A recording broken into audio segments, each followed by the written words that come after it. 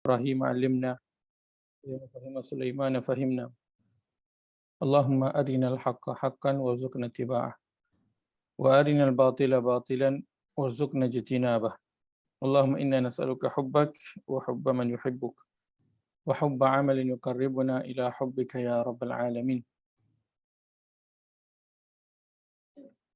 اللهم يسر ولا تعسر ربي تمم بالخير اللهم آمين أما بعد Assalamualaikum warahmatullahi wabarakatuh. Waalaikumsalam. Warahmatullahi wabarakatuh. Alhamdulillah. Alhamdulillah. Bertemu sekali lagi pada malam ini. Nak menyambung perbincangan kita dalam ayat suruhan dan larangan. Malam ini insya-Allah kita melihat pada ayat yang ke 147 insya-Allah pada surah Al-Baqarah.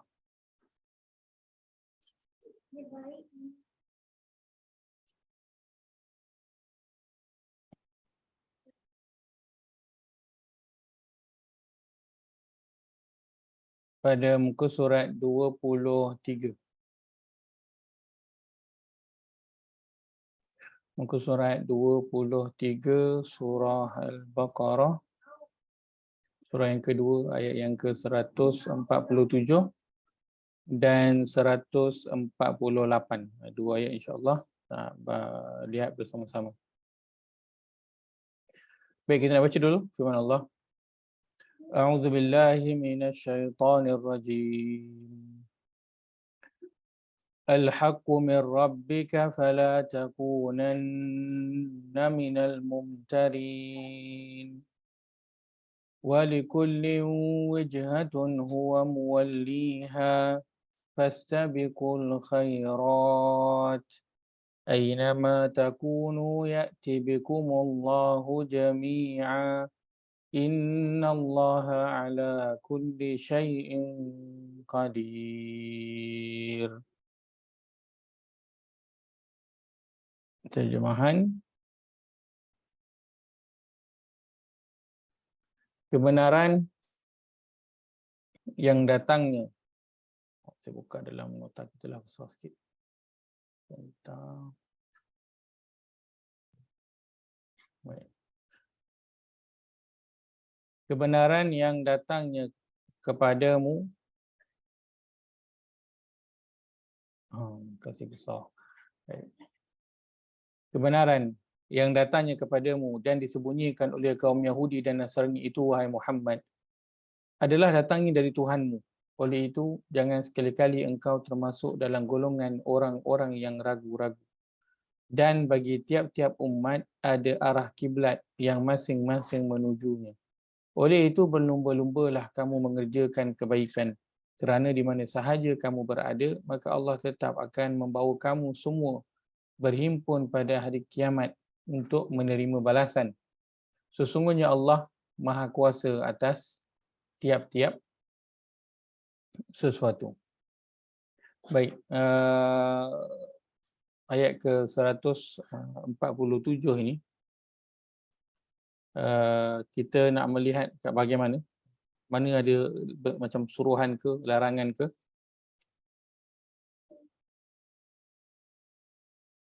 Suruhan Ustaz. Di manakah suruhan itu? Fastabiqul khairat. 48. Fastabiqul khairat tu. Baik. Pada ayat Wakaf Jibril tu. pada wakaf Jibril. Siap wakaf Jibril. Baik. Pada bahagian fastabiqul khairat. Ada satu lagi. Ada yang 147 tu.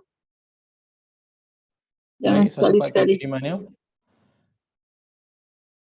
Janganlah sesekali kamu menjadi sekali dari orang-orang yang ragu.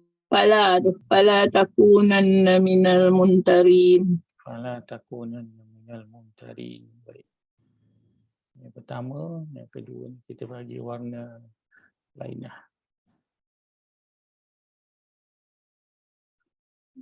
Satu larangan, satu suruhan. Iaitu berlumba-lumbalah kamu mengerjakan kebaikan. Baik. Ayat 147, 148, ayat 147 itu di akhirnya ada larangan yang Allah sebutkan. Oleh itu jangan sekali-kali, ini larangan bukan larangan yang biasa-biasa, jangan sekali-kali engkau termasuk dalam golongan orang-orang yang ragu-ragu. Dan pada ayat ke-148, oleh itu berlumba-lumbalah kamu mengerjakan kebaikan. Itu termasuk dalam ayat suruhan ayat 147, ayat yang berbentuk larangan. Baik, kita nak melihat sedikit pada apa cerita tentang ayat ini. Ayat 147 Allah sebutkan di awalnya al-haqqu min rabbik, kebenaran itu datangnya daripada Tuhanmu wahai Muhammad. Ayat 147 itu sudah tentu ada sebabnya ataupun kaitannya dengan ayat sebelum itu kan, iaitulah ayat yang ke-146 yang mana Allah sebutkan pada ayat 146 itu, orang-orang Yahudi dan Nasrani yang kami berikan kitab itu mengetahui serta mengenalinya, iaitu Nabi Muhammad, dan kebenarannya sebagaimana mereka mengenal anak-anak mereka sendiri, dan sesungguhnya sebahagian dari mereka berusaha menyembunyikan kebenaran itu sedang mereka mengetahui salahnya perbuatan yang demikian. Wa innahum laktumunal haq, sedang mereka berusaha menyembunyikan kebenaran itu sedang mereka mengetahui tentang perkara tersebut. Baik, kemudian sampai ayat 7 Allah sebutkan bahawa kebenaran yang mereka sembunyikan itu, yang mereka berusaha menyembunyikannya itu, itulah dia kebenaran yang datang daripada Tuhanmu. Maka Allah kata, maka janganlah kamu termasuk dari kalangan orang-orang yang rugi. Baik. Kalau kita lihat kan, pada ayat 146 dan juga ayat yang ke 147 ada perubahan bentuk. Ada perubahan bentuk. Baik, ayat 146 ini Allah tengah cakap tentang siapa? Orang-orang Yahudi dan Nasrani yang kami berikan kitab itu, iaitu Yahudi dan Nasrani lah, tengah cakap tentang Yahudi dan Nasrani. Teks Arabnya allazina atainahum. Hum. Ini domainnya lah menunjuk kepada mereka. Itu Yahudi dan juga Nasrani. Ya'rifunahu, mereka mengenalinya. Menunjukkan mereka mengenalinya. So kita ada mereka dan kita ada nya. Okay. Kama ya'rifuna, sama ulang tadi, mereka, ada mereka kat sini. Mengenali Muhammad. Dan kita ada hum lagi, mereka juga kat sini. Wa inna fariqam minhum, dan sesungguhnya sebahagian daripada hum ini mereka, layak tumuna, mereka menyembunyikan al-haq, wa hum, ada lagi mereka yang alamun, dalamnya ada mereka lagi. Baik. Ayat 47, dan kebenaran itu datang daripada Tuhanmu, maka janganlah engkau berubah penggunaan domirnya itu daripada domir yang cerita tentang apa? Kalau kita kata ganti nama diri yang ketiga, iaitu orang yang tak ada kat situ lah. Dan daripada cerita orang yang tak ada kat situ, tiba-tiba cerita terus masuk kepada bahagian kita. Engkau terus macam bercakap dengan orang yang berada di depan. Perubahan domir yang berlaku. Dan ayat 147 ini adalah ayat yang berbentuk tindakan. Ayat yang berbentuk tindakan. Sebentar.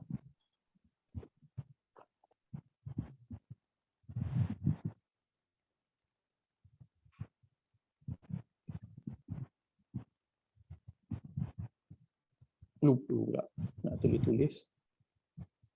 Oh.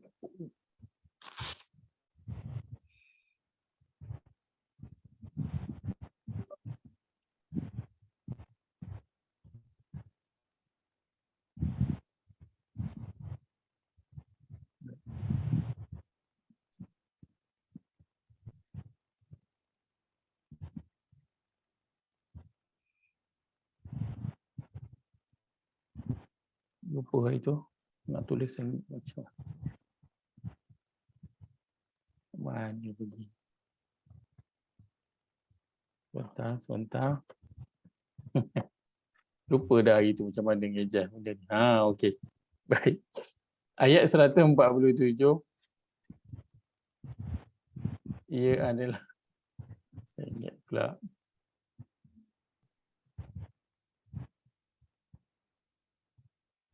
Minta maaf, saya ingat sikit tulisan. Baik. Ayat 147, dia ada ayat berbentuk tindakan. Tindakan yang perlu dilakukan sejurus mengetahui perkara yang disebutkan pada ayat yang ke-146. Baik. So ini cerita secara umum. Ayat 147 kaitannya dengan ayat 146. Itu adalah cerita tentang Yahudi dan juga Nasrani yang mereka itu tahu tentang kebenaran, iaitu kebenaran dalam konteks ayat ini tentang Nabi Muhammad SAW. Dan juga para ulama ada menyebutkan yang kebenaran yang dimaksudkan mengetahuinya itu adalah juga tentang tentang kiblat, tentang kiblat. Sebab ayat 145 tu cerita tentang kiblat. Wa ma anta bitabi'in qiblatahum, cerita tentang kiblat. Maka ada ulama yang menyebutkan bahawa mereka mengetahui nya tu dimasukkannya adalah pertama Nabi Muhammad di sini. Satu lagi yang dimasukkan adalah arah kiblat. Arah kiblat sebab dah berlaku perubahan kiblat itu. Maka Allah sebutkan orang-orang yang telah diberikan kitab itu mereka kenal dan mereka tahu tentangnya kan. Ya, tentang Nabi Muhammad SAW itu seperti mana mereka kenal anak mereka sendiri. Betul-betul kenal, akan tapi mereka menyembunyikan kebenaran itu dalam keadaan mereka mengetahuinya. Dan ayat 147 Allah sebutkan bahawa kebenaran itu yang Tuhan diberikan. Maka janganlah kamu jadi kalangan orang yang ragu. Baik. Kita lihat pada sedikit apa yang boleh kita ambil daripada suruhan atau larangan ini. Fala takunanna minal mumtarin. Oleh itu janganlah sekali-kali engkau termasuk dalam golongan orang-orang yang ragu-ragu. Baik, pertamanya perkataan al-haq. Kita nak lihat dulu pada perkataan al-haq. Kerana ayat ini dimula poinnya adalah tentang al-haq.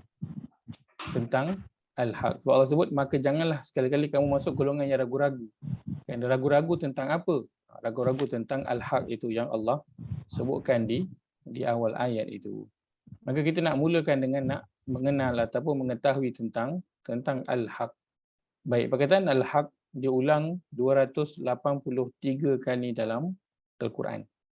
283 kali diulang dalam Al-Quran. Dengan ada beberapa makna yang dimaksudkan. Baik. Soalan apakah al-haq itu? Apakah al-haq itu? Baik. Pertama, al-haq ialah Al-Quran. Al-haq itu adalah Al-Quran. Bila Allah kata al-haqqu min rabbik. Kebenaran ataupun al-haq itu datangnya daripada Tuhanmu. Maka apakah al-haq yang datang daripada Tuhanmu itu? Baik, kita lihat yang pertamanya pada surah yang ke-6 ayat yang ke-5. Pada muka surat 128.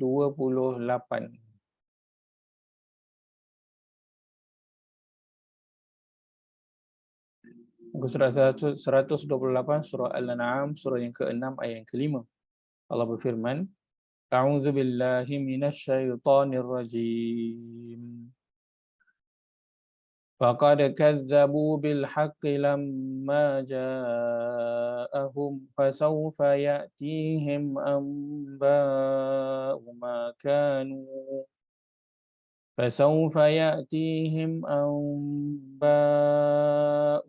kanu bihi yastahzi'un. Terjemahan, sesungguhnya mereka telah mendustakan kebenaran, iaitulah Al-Quran, ketika ia sampai kepada mereka. Oleh itu akan datanglah kepada mereka berita yang membuktikan kebenaran apa yang mereka selalu ejek-ejek itu, iaitu mereka akan ditimpa bala bencana. Maka Ayat ini sebutkan faqad kadzabu bil haqq. Perkataan Arabnya adalah al-haq. Apa maksud al-haq? Dia letakkan dalam kurungan ini adalah kebenaran. Kita lihat satu lagi pada surah yang ke-13 ayat yang pertama. Surah 13 ayat yang pertama, muka surat 249. 249. Surah Ar-Ra'd, surah yang ke-13 ayat yang pertama. Malam ni saya baca seseorang, terjemahan pun saya yang baca. Apa tu, Haji Yahya tak ada. Baik, Allah berfirman, A'udzu billahi minasyaitonir rajim. Bismillahirrahmanirrahim. Alif lam mim ra. Tilka ayatul kitab. والذي أنزل إليك من ربك الحق ولكن أكثر الناس لا يؤمنون. Terjemahan. Alif Lam Mim Ra. Ini ialah ayat-ayat kitab Al-Quran, dan apa yang diturunkan kepadamu wahai Muhammad dari Tuhanmu adalah benar, tetapi kebanyakan manusia tidak mahu beriman. Wallazi unzila ilaika min rabbika al-haq. Apa diturunkan dari Tuhanmu itulah dia yang benar, dan dimasukkan di situ adalah Al-Quran.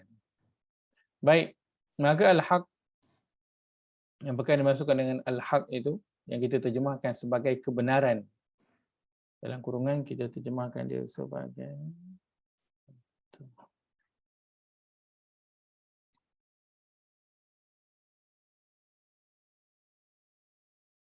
betul lah.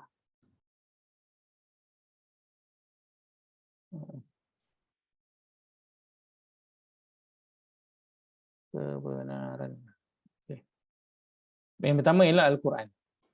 Yang kedua yang dimasukkan dengan al-haq ataupun kebenaran itu ialah Nabi Muhammad sallallahu alaihi wasallam. Kita lihat pada surah yang kedua ayat ke-120, ayat yang ke-119. Surah 2 ayat 119 pada muka surat 18. Muka surat 18 surah Al-Baqarah, surah yang kedua ayat 119, Allah berfirman, A'udzu billahi minasyaitonir rajim. Inna arsalnaka bil haqqi basyiran wa nadhira wa la tus'alu an ashabil jahim. Sesungguhnya kami telah mengutusmu wahai Muhammad dengan kebenaran serta menjadi pembawa khabar gembira kepada orang-orang yang beriman dan pembawa amaran kepada orang-orang yang engkar, dan setelah engkau sampaikan semuanya itu, engkau tidak akan diminta bertanggungjawab tentang ahli neraka. Inna arsalnaka bil haqq. Sesungguhnya kami telah mengutusmu wahai Muhammad dengan kebenaran. Maka al-haq yang kedua ialah Nabi Muhammad sallallahu alaihi wasallam. Yang ketiga yang dimasukkan dengan kebenaran itu adalah agama Islam. Kita lihat pada surah ke-48 ayat ke-28.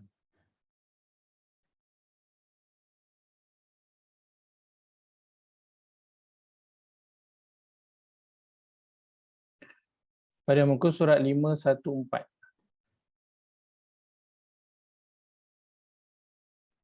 Muka surat 514 surah Al-Fatih, surah Al-Fathu, surah yang ke-28, surah yang ke-48 ayat ke-28. Muka surat 514. Allah berfirman, A'udzu billahi minasyaitonir rajim. Ustaz, saya bantu Ustaz. Masya-Allah. Okay. Terima kasih. Silakan Haji Fuad. Alhamdulillah. Baik, kita baca dulu. Bismillahi minasyaitonir rajim. Huwallazi arsala rasulahu bil huda wa dinil haqq Huwallazi arsala rasulahu bil huda wa dinil haqq liyudhhirahu 'ala ad-din kullih liyuzhirahu 'alal dini kullih wa kafa billahi shahida. wa kafa billahi syahida. Dialah yang mengutus rasulnya dengan membawa petunjuk dan agama yang benar agar dimenangkannya terhadap semua agama, dan cukuplah Allah sebagai saksi.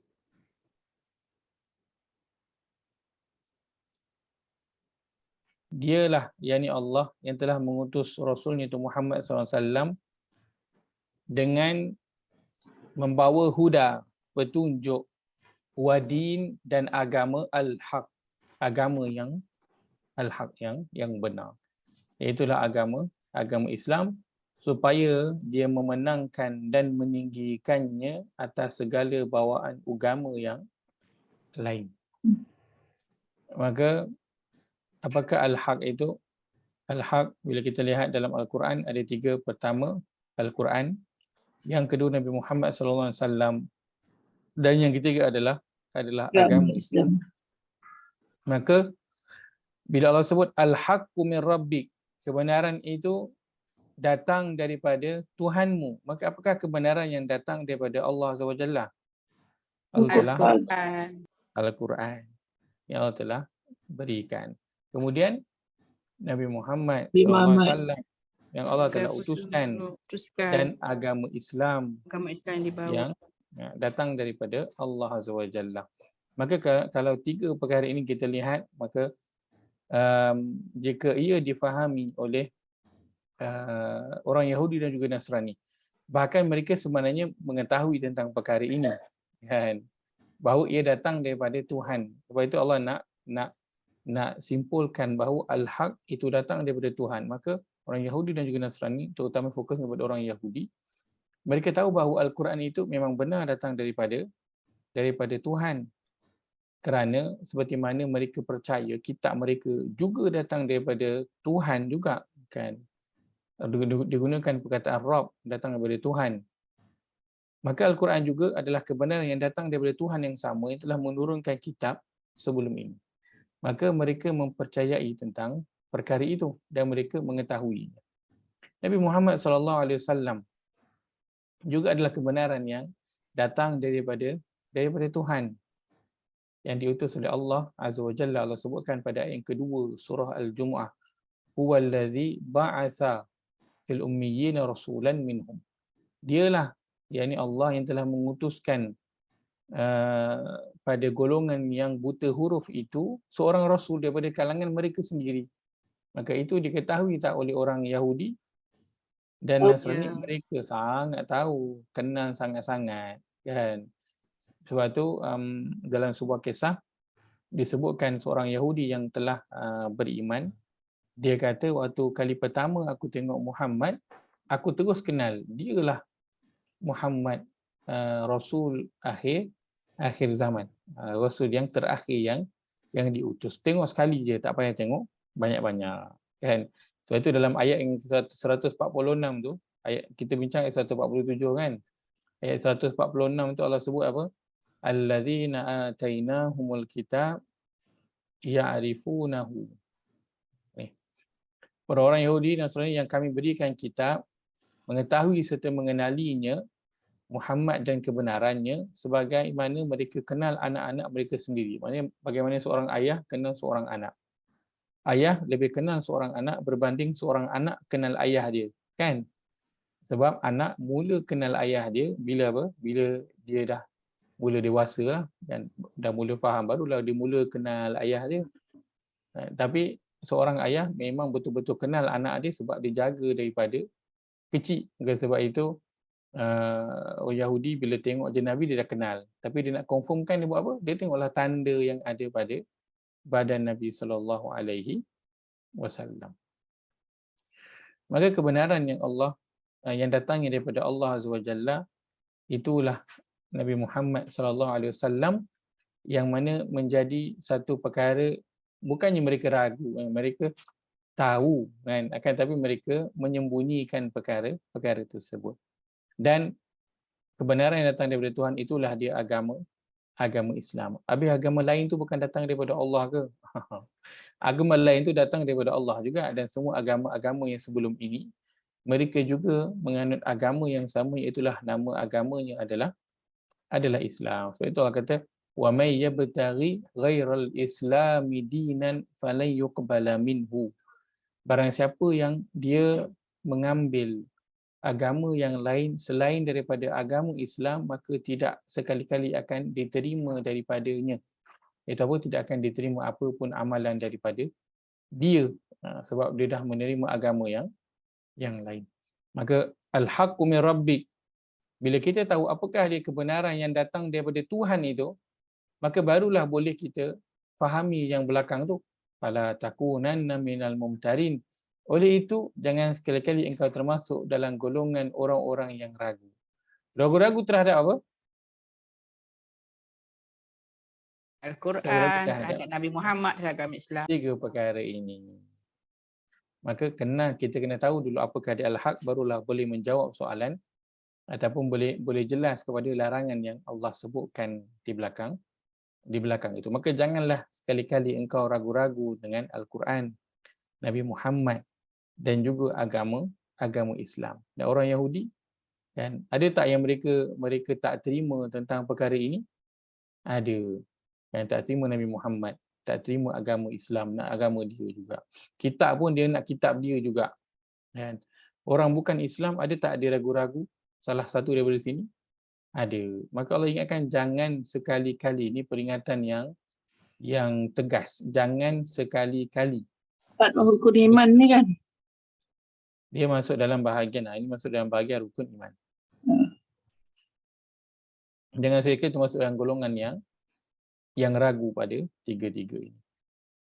Baik, kita nak sambung sedikit melihat sebelum kita balik ke atas untuk lihat balik.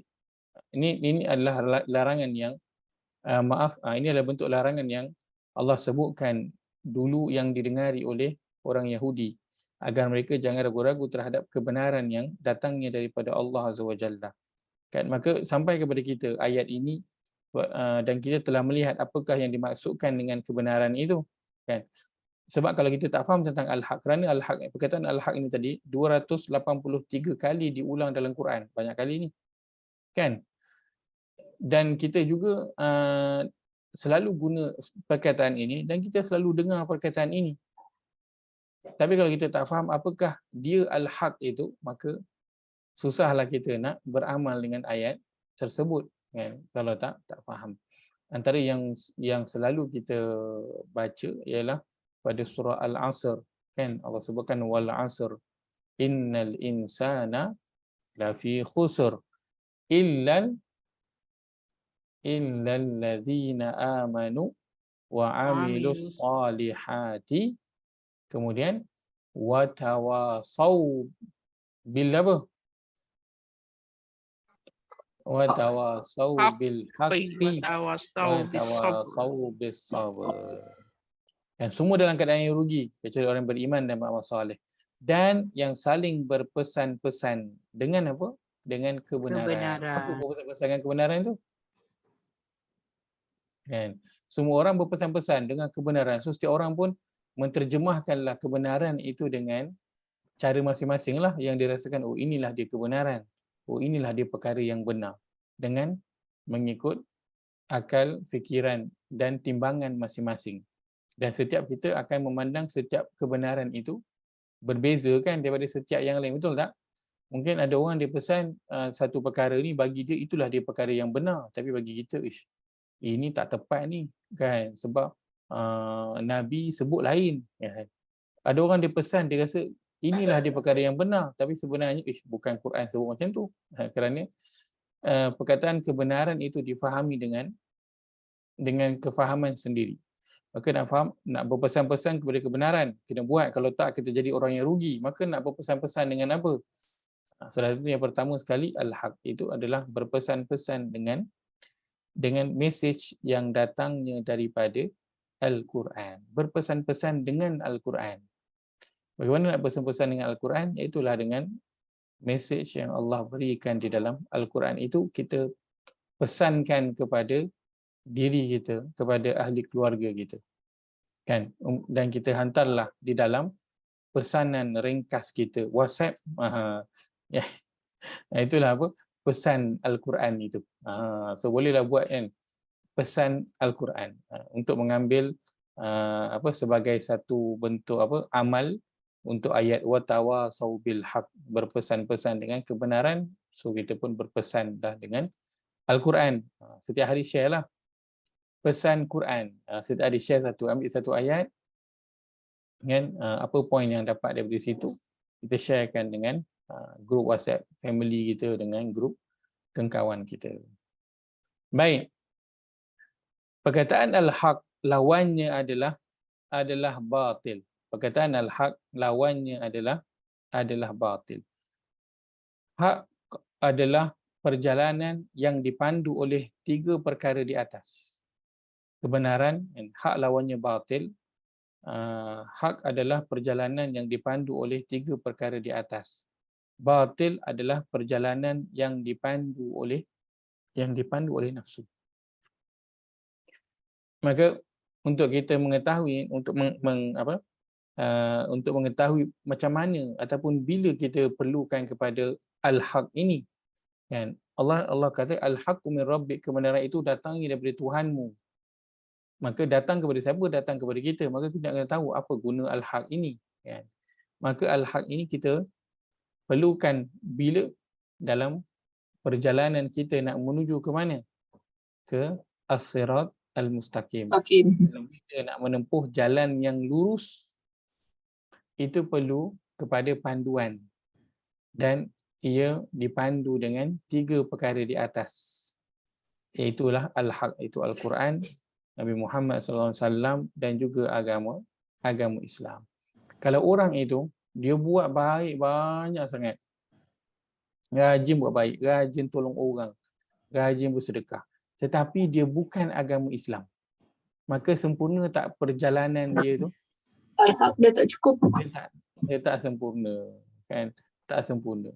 Kurang satu agama. Agama dia tak ada. Seorang itu dia buat baik. Dia buat baik mengikut cara Nabi SAW. Tetapi dia tak melakukan mengikut apa yang Al-Quran nak, iaitulah apa? Setiap sesuatu yang nak dilakukan itu perlu ikhlas hanya kepada Allah SWT. Kan? Dia dah buat dah, dia solat tu memang diikut cara Nabi solat. Cuma yang dia missing bahagian apa? Al-Quran pesan supaya buat setiap sesuatu itu lillah, ikhlas hanya untuk Allah. Wa ma umiru illa liya'budullaha mukhlishina lahuddina hunafa Yuqimuna as-salata wa yu'tu zakah wa dzalika dinul qayyimah. 3 sebut. Itulah dia agama yang betul lurus. Itulah apa? Awal tu Allah sebut nak mendapatkan agar dipandu ke jalan yang lurus. Itulah yang Allah sebutkan pada surah Al-Bayyinah, surah yang ke-98 itu. Pada ayat yang ke-5, wa ma umiru illa liya'budullaha mukhlishina lahuddin hunafa wa yuqimus salata wa yutuz zakata wa dzalika dinul qayyimah. Padahal mereka tidak diperintahkan melain supaya mengabdikan diri kepada Allah dengan mengikhlaskan ibadah hanya kepadanya, kena ikhlas. Lagi tetap teguh di atas tauhid, maksudnya memang abdikan diri untuk Allah, bukan untuk perkara yang lain. Tauhid itu maksudnya apa? Satu, pengesaan kepada Allah. Dan supaya mendirikan solat, memberi dan mengeluarkan zakat. Dan yang demikian itulah dia agama yang benar. Qayyim, dia sama rupa dengan mustaqim, yang benar lurus. So kena solat, kena zakat. Dia dah solat dah ikut cara Nabi. Dia dah keluarkan zakat, infak, ikut cara Nabi. Cuma apa yang kurang? Dia tak ikut pesan Quran. Iaitulah apa? Pengabdian diri kepada Allah kena ikhlas. Hanya untuk Allah Azza wa Jalla. Maka lengkap tak perjalanan dia? Lengkap. Tak lengkap. Tidak. Dia ada dua je. Dia ada Nabi Muhammad dan juga agama Islam. Bahagian yang pertama Al-Quran tu tak ada. Maka Al-Haq dia adalah perjalanan yang dipandu oleh ketiga-tiga perkara di atas. Barulah perjalanan itu akan jadi lurus dan seimbang betul. Barulah Siratal lengkap. mustaqim. Siratal mustaqim. Kalau tak dia tak lengkap. So kita sebutkan cara syarat ibadah diterima apa dia? Dia kena ikhlas dan mengikut cara Nabi sallallahu alaihi wasallam kan. So kalau dia tak ikhlas, Sabilil mustaqim. sabi Haji Syekh punya soalan. ada campur tu guys, sabi mustaqim. Saya ada soalan menarik kejap lagi. Kita akan bincangkan tentang siratal mustaqim kan kalau kita sempat di hujung nanti. Baik. Maka al-haq dia perjalanan dipandu oleh tiga perkara atas. Batil pula adalah perjalanan yang dipandu oleh hawa nafsu. Kerana hawa nafsu sentiasa mengajak untuk lari daripada tiga perkara di atas. Dia ajak supaya buat sesuatu itu tak payah ikut Quran. Dia ajak supaya buat sesuatu itu tidak mengikut Nabi sallallahu alaihi wasallam. Baik, Assalamualaikum Ustaz. Waalaikumsalam. Ikhlas tu adalah relatif. How can we be sure? Nobody Baik. knows. Nobody knows, only God knows. That's why God tak mau sebut dalam surah Al-Ikhlas. Masya Allah. Macam mana kita nak tahu ikhlas tu dia macam mana kita nak tahu kita ikhlas kan? Dia macam satu perkara yang relatif. Macam mana nak tahu? Baik. Ikhlas itu pertamanya adalah bila sesuatu perbuatan itu dilakukan. Pertamanya kan kita dah niat kita tak lakukan sesuatu itu melainkan hanya kerana Allah.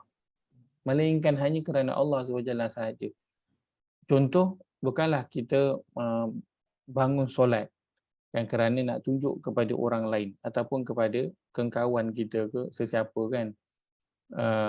Bukanlah kita membaca Al-Quran kerana nak orang tahu bacaan kita lancar ataupun suara kita sedap. Bukanlah kita mengajar di depan ini, kita ajar orang ngaji ke, kita ajar orang tadabbur ke, kerana kita nakkan orang tahu bahawa kita ini adalah orang yang berilmu. Kan? Kita lakukan semua itu kan adalah hanya kerana Allah Azza wa Jalla. Maksudnya kalau seseorang itu di depan ataupun di belakang dia sama sahaja.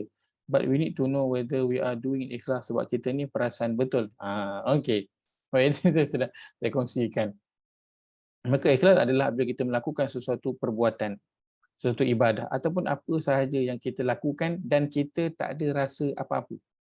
Tak ada rasa macam kan kadang-kadang kita detik kan memang kita buat sesuatu tu kadang kita kutip sampah je, simple lah kita kutip sampah. Nampak dalam surau masjid kita kutip sampah. Ada sampah kita pun kutip bersihkan. Orang memang tak nampak kan, tapi kadang-kadang kan ada kita sendiri rasa macam baiknya aku kan.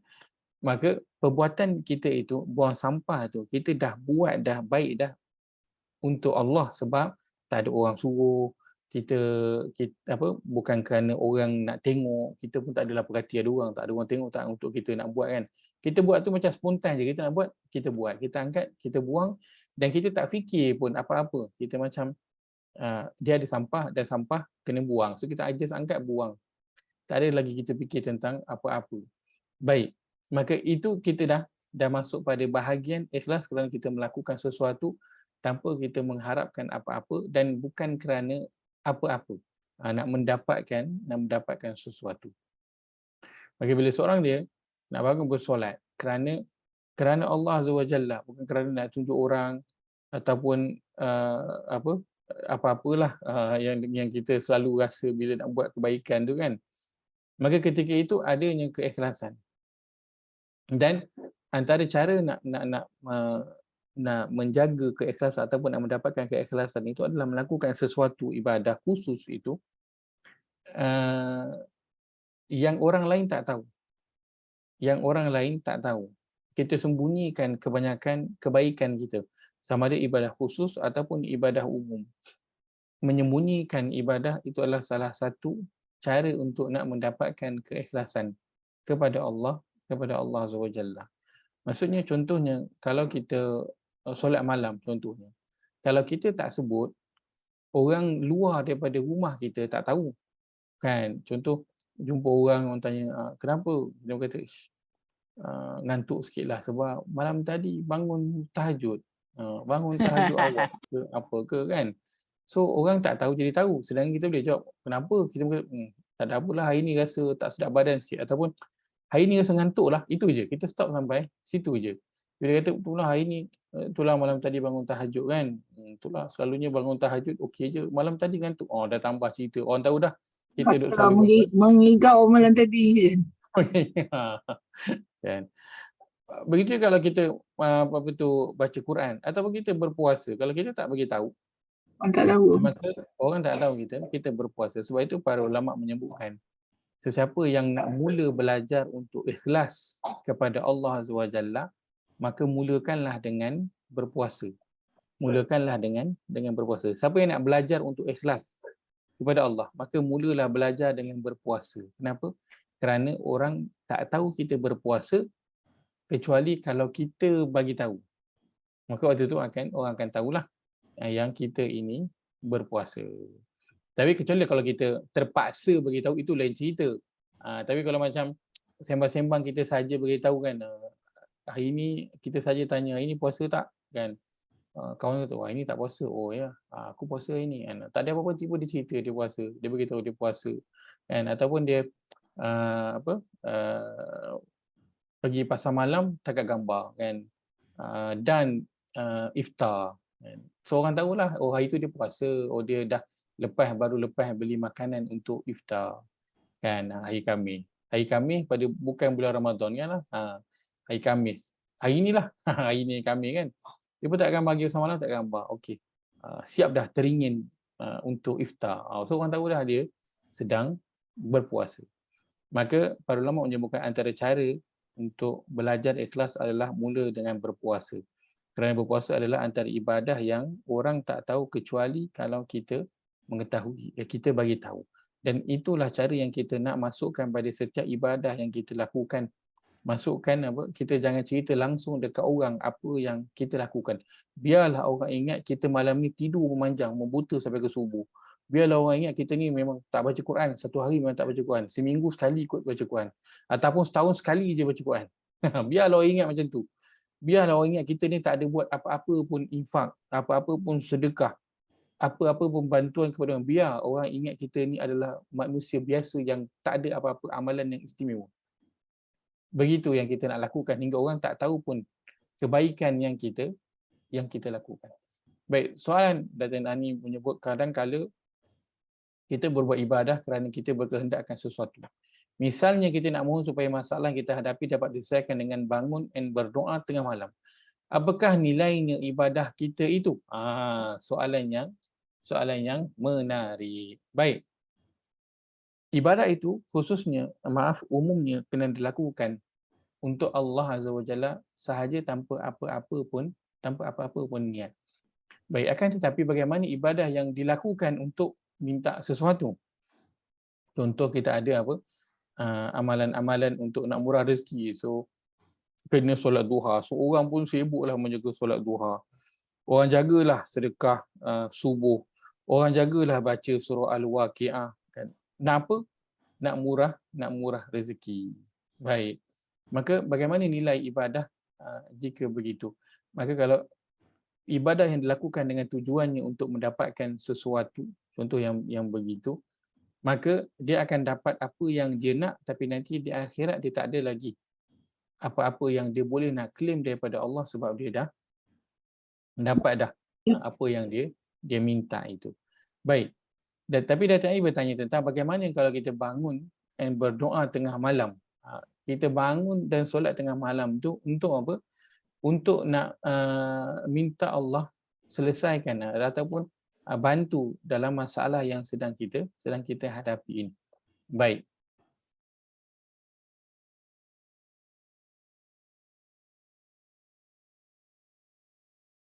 Kejap sebentar.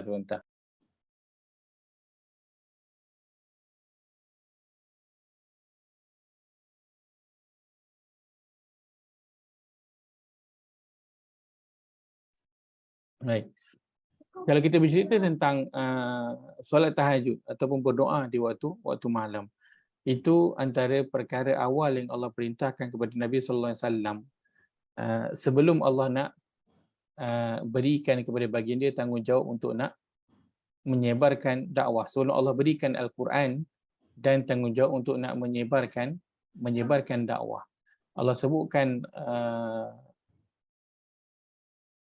pada surah Muzammil ini, pada ayat yang ke-6 itu, inna nasyi'atal laili hiya ashaddu wata'an wa aqwamu qila.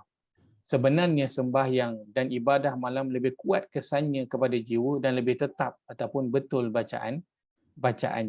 Baik, maka solat dan juga doa pada waktu malam itu kesannya lebih tinggi daripada kalau dilakukan pada waktu-waktu yang lain. Itu yang pertama. Yang kedua, Allah telah sebutkan, Nabi SAW sebutkan dalam hadis bahawa Allah di sepertiga akhir malam akan turun ke langit dunia dan Allah memanggil, hal min sa'ilin fa'utiyah. Ada tak orang yang nak minta, maka aku nak bagi. Hal min da'in fa'astajibalah. Ada tak orang yang nak berdoa, maka aku nak memustajabkan doa dia tu. Yang ketiga, Allah panggil, Allah seru, hal min mustaghfirin fa'aghfiralah. Ada tak orang yang nak mohon ampun kepada aku, maka aku nak mengampunkan dia. Maka kalau salah seorang dia bangun pada waktu malam kerana salah satu daripada tiga perkara ini, kerana dia nak memohon ampun kepada Allah, ataupun dia nak berdoa secara umum, ataupun dia ada perkara yang dia nak minta, maka Allah dah buka pintu itu, maka boleh untuk dia melakukan perkara tersebut. Kalaulah contoh dia bangun malam itu sebab dia nak minta dekat Allah agar Allah ringankan masalah dia, maka ada tak nilainya di sisi Allah? Ada nilainya di sisi Allah. Kenapa? Kerana dia sedang ditimpa dengan masalah. Bila seorang itu ditimpa dengan masalah, tujuannya apa? Bila seorang ditimpa dengan nak mengadu kat Tuhan. Nak mengadu Daripada Allah. supaya Allah selesaikan. kita mengadu kepada dia. Itu tujuan Allah berikan masalah. Dan itu Allah sebutkan dalam surah, antaranya dalam surah As-Sajdah, walanuziqannahum minal azabil adna dunal azabil akbar. Dan kami pasti akan memberikan mereka sedikit rasa seksa yang sedikit ketika di dunia sebelum nanti azab yang besar. Tujuannya apa? Tujuannya kat belakang. Dan mereka kembali kepadanya. La'allahum yarji'un, supaya mereka kembali kepadanya. Maka bila orang ditimpa dengan masalah, lalu dia balik bangun malam berdoa kepada Allah, maka dia telah apa? Dia telah melakukan tujuan kenapa Allah berikan kepada dia masalah, iaitu dia balik berdoa menghadap Allah untuk minta Allah selesaikan masalahnya itu. Maka itu termasuk dalam bahagian yang Allah suruh untuk melakukan bila menghadapi sesuatu masalah. Dan memang waktu tengah malam itu, di sepertiga akhir malam itu adalah waktu untuk minta, itu adalah waktu untuk berdoa umum, dan itu adalah waktu untuk memohon keampunan. Maka kalau salah satu daripada tiga perkara ini kita lakukan, itulah dia memang tepat kepada masanya ataupun tempatnya. Itu bagi yang bangun tahajud malam lah ya Ustaz. Kalau macam surah Al-Insan tu, dia macam bagi orang makan makanan yang dia suka, tapi dia tidak mengharapkan, walaupun ucapan terima kasih, dia tidak mengharapkan balasan dan tidak mengharapkan terima kasih. Sebab apa yang dia nak keredaan Allah. Itu yang Betul. Maka bila suatu perkara itu dilakukan, kebaikan yang dilakukan, dia tak mengharapkan apa-apa pun kecuali daripada Allah. Maka itulah cara mudah untuk kita nak ketahui ia dilakukan dengan dengan ikhlas. Akan tetapi adakah ia perkara yang mudah? Susah. Dan tentu dia perkara yang susah. Kenapa? Kerana syaitan akan sentiasa nak mengganggu.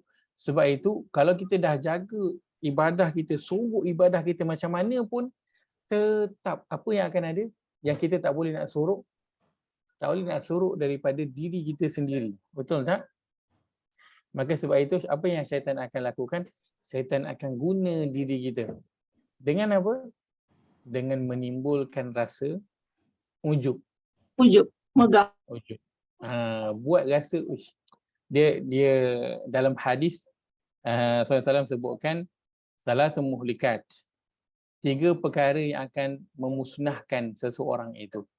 Syuhun muta', kedekut yang ditaati.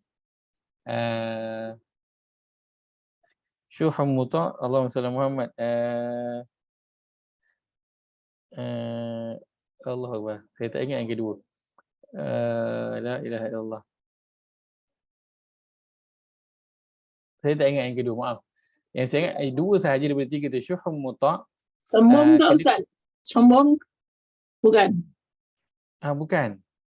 Sebab tak berhati pula sebut hadis tak lengkap. Sebentar. Syuhun muta'. Yang terakhir tu wa'ijabul mar'i bi nafsi. Baik. 3 perkara apa Ustaz? Musnahkan seorang. Wa hawan muttaba'. Ingat. Baik, salah muhlikat. 3 perkara yang membinasakan seseorang itu. Pertama, syuhum muta', kedekut yang diikuti. Yang kedua, hawan muttaba', hawa nafsu yang pertama syuhum muta', kedekut yang ditaati. Yang kedua, hawan muttaba', hawa nafsu yang diikuti, yang dituruti. Yang ketiga, wa'ijabul mar'i binafsi, rasa ujub seseorang itu terhadap diri. So itu kita takkan boleh lari. Walaupun kita dah suruh ibadah kita, orang lain semua tak tahu. Hatta pasangan kita, anak-anak, orang dalam rumah pun tak tahu. Yang tahu kita je. Tetap kita tak boleh suruh daripada diri kita. Maka di situ syaitan tetap akan masuk. Dia akan bagi masuk perasaan ujub. Dia kata, kau ni baik lah. Kan? Kau bangun malam, orang lain tak bangun. Jiran kau ke, kau punya roommate ke, orang tak bangun, kau seorang je yang bangun. Kan? Kau infak tiap hari kan. Orang lain belum tentu infak macam kau. Kan? Ya, saya silakan Haji Zainal. Yang ketiga tadi saya mesti ketiga tu apa? Ujub. Wa'ijabul mar'i binafsi. Yang ketiga? Yang ketiga, rasa ujub seseorang itu terhadap dirinya. Ujub pada diri Ujub, betul, rasa ujub. Rasa ujub. Bahasa kita guna perkataan ujub ni apa? Ni kita dah biasa guna dah perkataan ujub ni. Kita kita gunakan perkataannya takjub. Bangga diri lah. Bahasa bangga diri. Kita gunakan takjub, rasa macam wah. Kan bila kita takjub kan macam wah. So ujub pada diri tu macam wah. Rasa diri hebat. Wah, banyaknya amalan aku. Dia rasa takjub dengan diri dia sendiri. So dia akan angkat diri. Dia rasa diri dia baik. Dia rasa diri dia amalannya lebih banyak daripada orang lain. Dia rasa dia lagi bagus daripada orang lain. So itu namanya nama dia ujub. Ujub. Dan itu memang kita dengan diri kita sendiri. Itu bukan cerita riak. Kalau dengan orang namanya riak kan. Riak tu maksud dia tunjuk-tunjuk. Ujub dia kita dengan diri sendiri. Baik. Maka macam mana pun syaitan tetap akan mengganggu. Jadi macam mana kalau kita dah suruh amalan kita tetap ada perasaan macam tu. Tak boleh elak tau.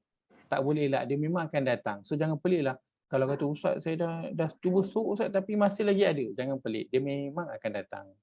Jadi apa nak buat? Adakah kena berhenti beramal supaya tak ujub? Tak. Teruskan sahaja beramal. Teruskan saja beramal dan minta agar Allah bantu kita untuk apa?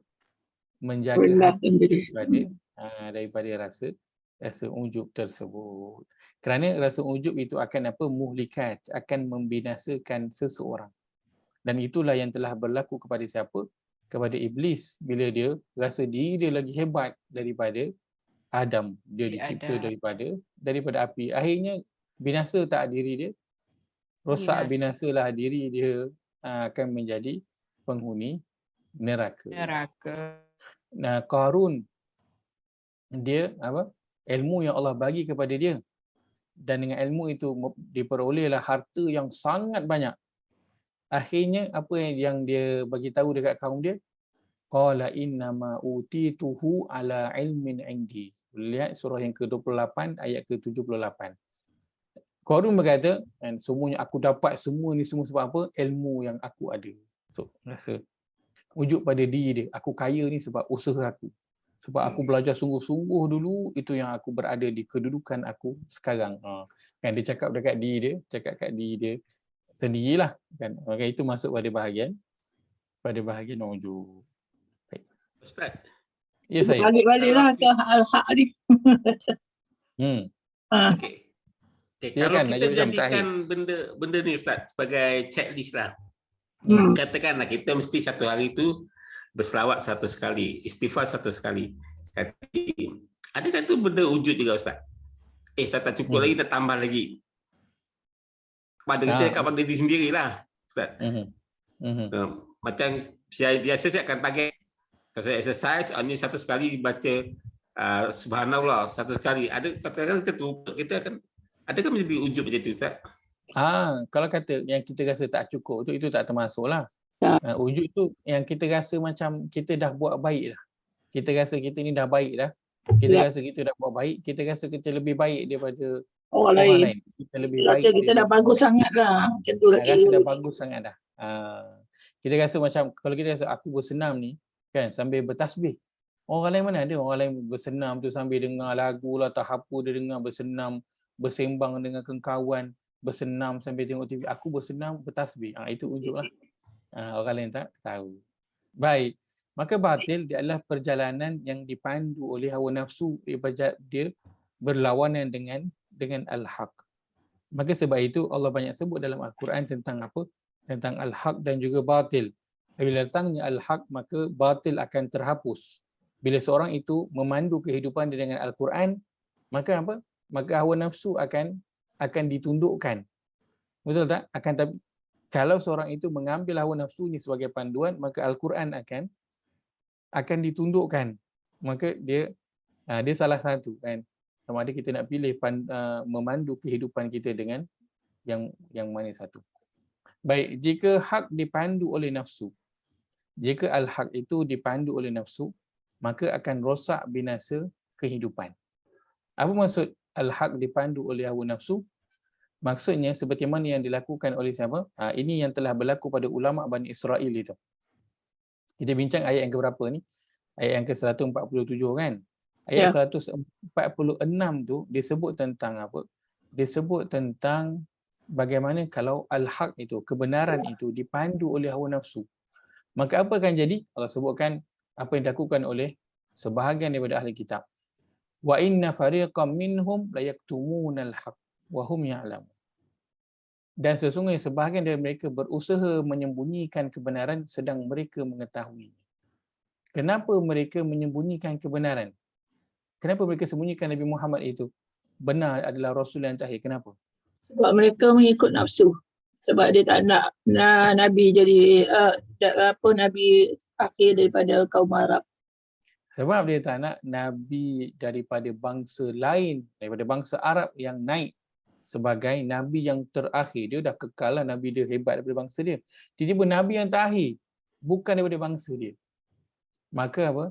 Kalau dia membenarkan diri dia berkata lah, kalau aku benarkan Muhammad ni, maka orang akan pandang bangsa Arab itu bangsa yang hebat. Sedangkan bangsa akulah bangsa yang hebat sekali.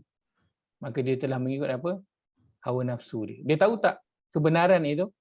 Tahulah, sebab Allah kata wahum ya'lamun, dalam keadaan mereka mengetahui. Kan ya'rifunahu, mereka tahu tentang kebenaran itu, dia kenal kebenaran itu, kenal Nabi itu. Benar. Dia kenal Al-Quran itu kitab yang valid ketika itu. Dia tahu agama Islam itu agama yang diiktiraf oleh Allah Azza wa Jalla, tidak agama yang lain. Tapi dia menyembunyikan agama tersebut. Maka al-haq dia telah dipandu oleh apa? Dia telah dipandu oleh hawa nafsu. Begitu juga kalau kita tengok pada awal surah Al-Baqarah, kan ingat tak bila cerita tentang ulama-ulama Bani Israel, dia punya rahib-rahib tu. Apa antara yang dia buat? yaktubunal kitaba bi aidihim summa yaquluna hadza min indillah. Mereka menulis kitab-kitab mereka itu dengan tangan-tangan mereka. Kemudian dia kata, oh inilah datangnya daripada Allah. Maksudnya apa? Diubah undang-undang, diubah hukum halal haram, diubah. Sebab apa? Nak bagi masuk dengan dia orang punya keinginan. Nak bagi masuk dengan dia orang punya keinginan. Tapi dia tahu tak perkara itu salah, dia tahu apa dia buat tu salah. Kan, tapi tak boleh nak tu. Macam dia orang tangkap ikan hari Sabtu lah. Dia tahu tak tangkap ikan hari Sabtu tak boleh. Kan, tapi dia tu nak sebab tengok ikan hari Sabtu banyak. So hawa nafsu tu menolak dia. Tak boleh ni, kena tangkap juga ikan hari Sabtu ni. Siapa yang buat? Dia buat pasang pukat hari Jumaat, hari Ahad pergi memunggah hasil. Dia tahu tak perkara itu juga termasuk perkara yang dilarang? Dia tahu. Tapi apa? Al-haq itu telah dipandu oleh Ya, hawa nafsu. kebatilan. Maka kalau al-haq telah dipandu oleh kebatilan ataupun dipandu oleh hawa nafsu, apa yang akan terjadi? Akan rosak binasa kehidupan. Kita lihat pada surah yang ke-23 ayat 71.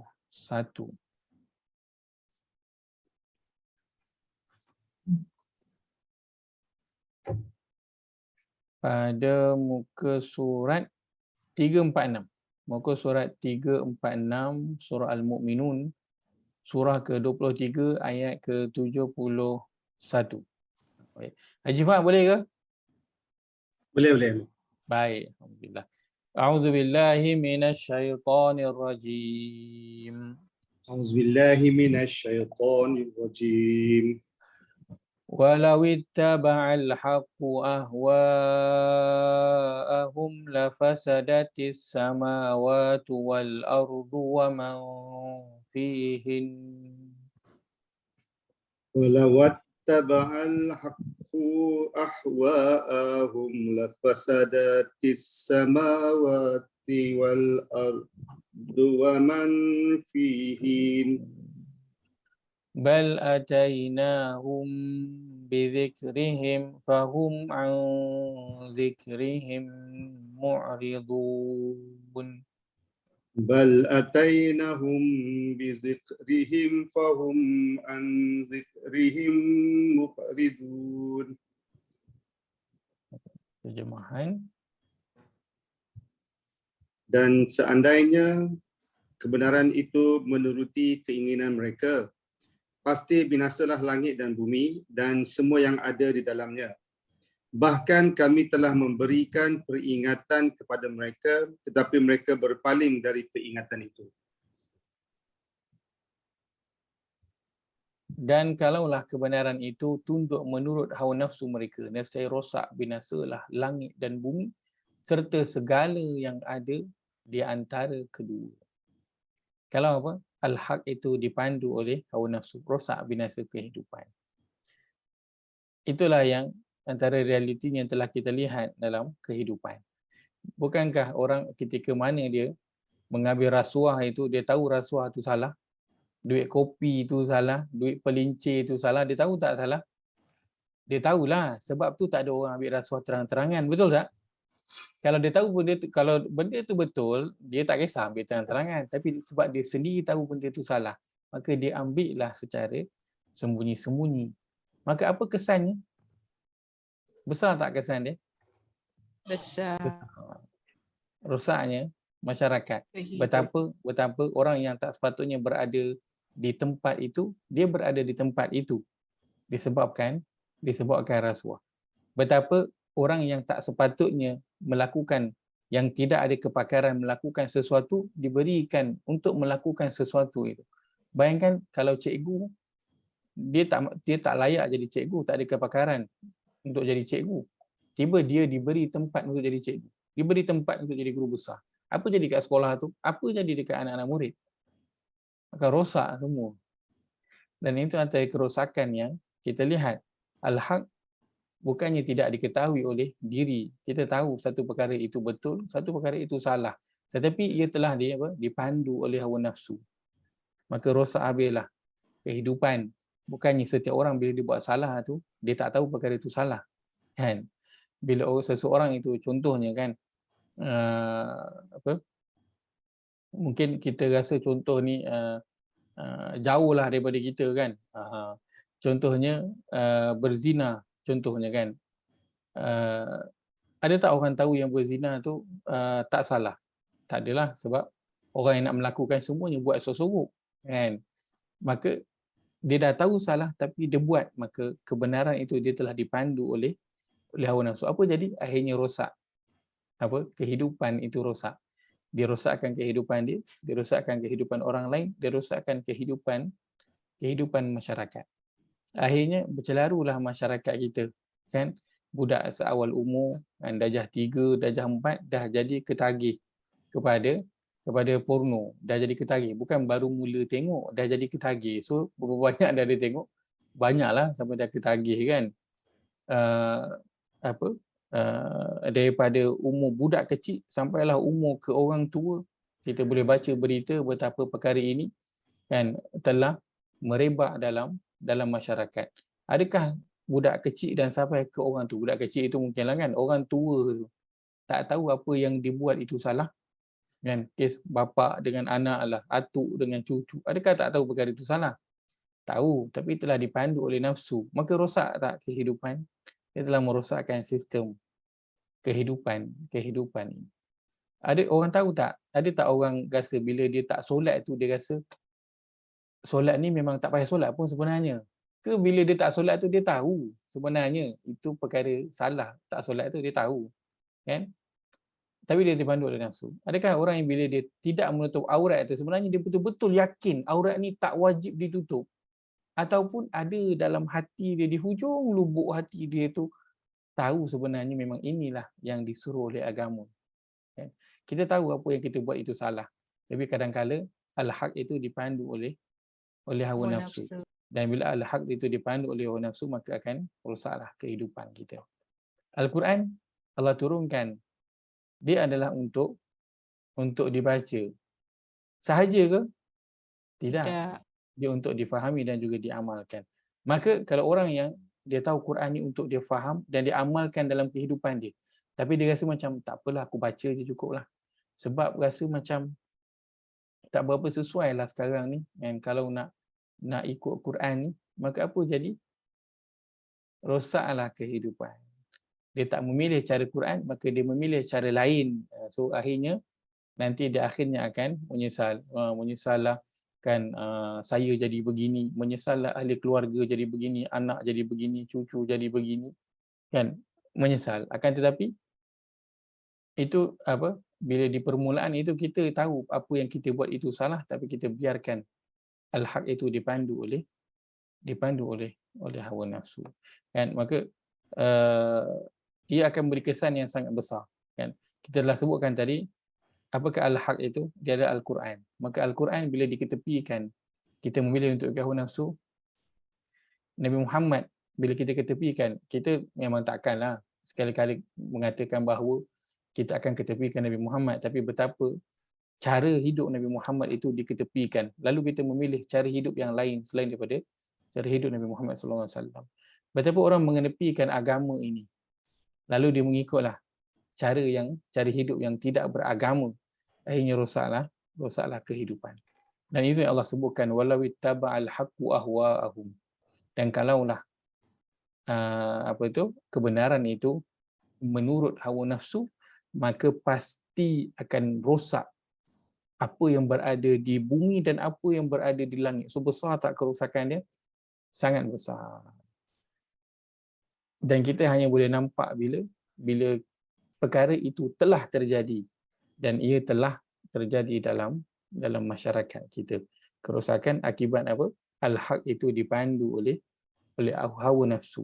Kita bukan tak tahu apa yang kita buat ni salah dan berdosa, kita tahu, tapi kita biarkan al-haq itu dipandu oleh hawa nafsu, tapi akhirnya kita pelik pula, kenapa hidup saya ni saya rasa macam tak seronok, rasa macam tak kena, rasa macam runsing, rasa macam asyik masalah aja, keluarga bergaduh je, semua benda tak kena dalam hidup ni, rasa tak kena kan. Kita pelik bila ada sesuatu yang tak kena dalam kehidupan kita, sedangkan kita telah membiarkan al-haq itu di belakang ataupun dia dipandu oleh hawa nafsu. Baik, maka dengan al-haq ini, dengan Al-Quran, dengan Nabi Muhammad SAW, dengan agama Islam ini, terpulang bagaimana kita hendak respon kepadanya. Kita lihat pada surah yang ke-18 ayat yang ke-29.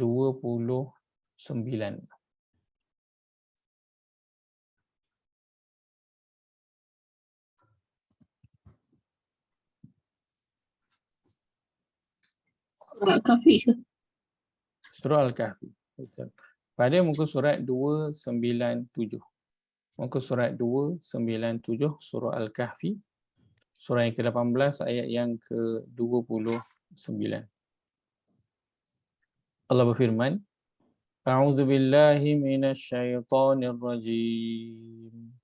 Auzubillahi minasyaitonir rajim. Wa qulil haqqu min rabbikum Wa qulil haqqu min rabbikum. faman syaa'a falyu'min wa man syaa'a falyakfur. Faman syaa'a fala yu'min wa man syaa'a falyakfur. Inna a'tadna lidh-dhalimina nara Inna a'tadna lidh-dhalimina nara. ahata bihim suradiquha Ahata bihim suradiqaha. wa in yastaghithu yughathu bima'in kalmuhli yashwil wujuh Wa in yashtaqisu yukhasu bima'in kalmuhlis yashwil wujuh. bi'sa syarabu wa sa'at murtafaqa. Bi'sa sarabu wa sa'at murtafaqa. Terjemahan 29 kan Ustaz kan? 29 betul. Dan katakanlah Muhammad, kebenaran itu datangnya dari Tuhanmu. Barang siapa menghendaki beriman, hendaklah dia beriman, dan barang siapa menghendaki kafir, biarlah dia kafir. Sesungguhnya kami telah menyediakan neraka bagi orang zalim yang gejolaknya mengepung mereka. Jika mereka meminta pertolongan minum, mereka akan diberi air seperti besi yang mendidih, yang menghanguskan wajah. Itulah minuman yang paling buruk dan tempat istirahat yang paling jelek. Wal'iyadzubillah. Allah sebutkan wa qulil haqqu min rabbikum, katalah wahai Muhammad, kebenaran itu datang daripada Tuhanmu. Kemudian ikutlah kita nak respon macam mana. Allah kata faman syaa'a falyu'min wa man syaa'a falyakfur. Siapa yang nak dia beriman, dia berimanlah. Siapa yang nak ingkar, yang tak nak ikut, maka terpulanglah pada dia. Maka dengan al-haq yang Allah telah yang datang daripada Tuhan, al-haqqu min rabbik, dengan al-haq yang datang daripada Tuhan ini, maka ia terpulang kepada kita bagaimana kita nak respon. Dan Allah sebutkan respon orang beriman dan orang kafir pada surah yang ke-47 ayat ke-3, nanti boleh tengok. Zalika bi anna alladhina kafaru ittaba'ul batila wa anna alladhina amanu ittaba'ul haqqa min rabbihim. Sebut demikianlah, sesungguhnya orang yang engkar mereka mengikut yang batil, dan orang yang beriman mereka mengikut al-haq yang datang daripada Tuhan mereka. Maka respon orang beriman diikut al-haq, respon orang kafir diikut juga, tapi diikut apa? Diikut batil. Maka perlu diingat bahawa setiap sesuatu yang dilakukan akan ada kesannya. Dan kesan dari respon seseorang itu akan ditanggung oleh dirinya sendiri. Kita lihat surah yang ke-10 ayat 108. Dia penghujung surah Yunus itu. Pada muka surat 221. Muka surat 221.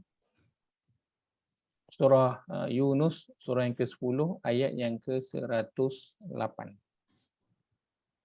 Allah berfirman, A'udzu billahi minasyaitonir rajim. A'udzubillahi minasyaitonir rajim. Qul ya ayyuhan nasu qad ja'akumul haqqu min rabbikum.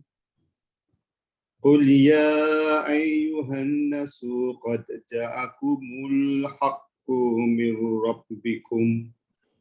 فمن اهتدى فإنما يهتدي لنفسه فمن اهتدى فإنما يهتدي لنفسه ومن ضل فإنما يضل عليها ومن ضل فإنما يضل عليها وما أنا عليكم بوكيل. وما أنا عليكم بوكيل. Terjemahan. Dan katakanlah Muhammad, wahai manusia, telah datang kepadamu kebenaran Al-Quran dari Tuhanmu. Sebab itu barang siapa mendapat petunjuk, maka sebenarnya petunjuk itu untuk kebaikan dirinya sendiri. Dan barang siapa sesat, sesungguhnya kesesatan itu mencelakakan dirinya sendiri. Dan aku bukanlah pemelihara dirimu. Maka respon seseorang itu ada kesannya dan ia akan ditanggung oleh dirinya sendiri. Kalau dia respon yang baik kepada Al-Haq ini, iaitu dia mengikut kebenaran itu, mengikut Al-Quran, mengikut Nabi SAW, maka faedahnya akan terpulang kepada dirinya sendiri. Akan tetapi jika dia memilih untuk engkar, tidak mahu ikut Al-Quran ataupun Nabi SAW, maka kesannya juga akan ditanggung oleh dirinya sendiri. Tak ada orang lain yang akan bertanggungjawab. So itu Allah sebutkan dalam ayat yang lain, wala taziru waziratun wizra ukhra. Dan engkau tidak akan menanggung beban orang lain. Orang lain punya salah, engkau tak akan tanggung. Dia punya salah, dialah yang tanggung. Kan, sebagaimana dia punya baik, dialah yang dapat. Baik. Maka dengan Al-Haq ini, kita kena buat apa? Kita kena respon kepada dia. Kan, maka sebab itu dalam ayat ini Allah sebutkan di hujungnya, fala takunanna minal mumtarin. Oleh itu, janganlah sekali-kali dengan Al-Haq ini engkau termasuk dalam kalangan orang yang ragu-ragu. Kalau kita masukkan dalam bentuk ayat, maka Allah kata, oleh itu janganlah sekali-kali dengan Al-Quran ini engkau termasuk dalam kalangan orang yang ragu-ragu. Ataupun oleh itu, jangan sekali-kali dengan Nabi Muhammad SAW ini engkau termasuk dalam golongan yang ragu-ragu. Ataupun jangan sekali-kali dengan agama Islam ini engkau termasuk dalam kalangan orang yang ragu-ragu. Maka ini kita nak melihat bersama-sama, nak semak diri kita kembali. Adakah dengan agama ini, dengan Al-Quran dan dengan Nabi Muhammad SAW, ada keraguan kita? Mungkin dengan Nabi kita tak ragulah. Kenapa kita tak ragu dengan Nabi Muhammad? Kenapa? Kenapa rasa-rasanya? Sebab dia Rasul kita. Sebab dia Rasul. Sebab kita tak ada pada zaman Nabi Muhammad SAW. Maka sebab itulah kita tak ragu-ragu kepada baginda. Bayangkan kalau kita ada zaman tu, kita berada di mana? Kita pun tak tahu kan. Mungkin kita berada di kalangan para sahabat, mungkin juga berada bersama dengan musyrikin Mekah.